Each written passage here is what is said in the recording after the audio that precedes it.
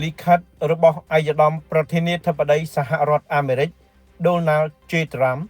ផ្ញើជូនសម្ដេចមហាបវរធិបតីហ៊ុនម៉ាណែតនាយករដ្ឋមន្ត្រីនៃព្រះរាជាណាចក្រកម្ពុជាសេតវិមានរដ្ឋធានី Washington ថ្ងៃទី20 ខែសីហាឆ្នាំ2025ជូនចំពោះឯកឧត្តមហ៊ុនម៉ាណែតនាយករដ្ឋមន្ត្រីនៃព្រះរាជាណាចក្រកម្ពុជារាជធានីភ្នំពេញឯកឧត្តមនាយករដ្ឋមន្ត្រី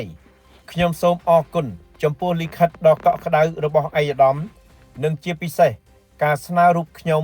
សម្រាប់ពានរង្វាន់ Nobel សន្តិភាពខ្ញុំមានកិត្តិយសក្រៃលែងដែលបានសន្ទនាជាមួយឯកឧត្តមដើម្បីរួមចំណែកបញ្ចប់ជម្លោះប្រដាប់អាវុធជាមួយប្រទេសថៃ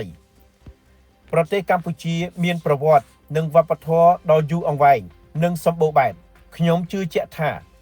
ឯកឧត្តមជាថ្នាក់ដឹកនាំដ៏ឆ្នើមមួយរូបដែលផ្ដល់តម្លៃលើជីវិតមនុស្សនិងស្រឡាញ់សន្តិភាពខ្ញុំពិតជាមានមោទនភាពដែលបានចូលរួមជាផ្នែកមួយនៃកិច្ចព្រមព្រៀងបទឈប់បាញ់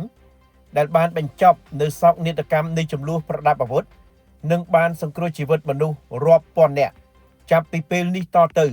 យើងអាចផ្ដោតការយកចិត្តទុកដាក់ជាមួយគ្នាលើការកសាងវិបុលភាព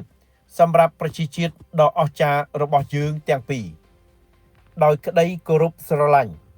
Donald J. Trump ប្រធានាធិបតីនៃសហរដ្ឋអាមេរិក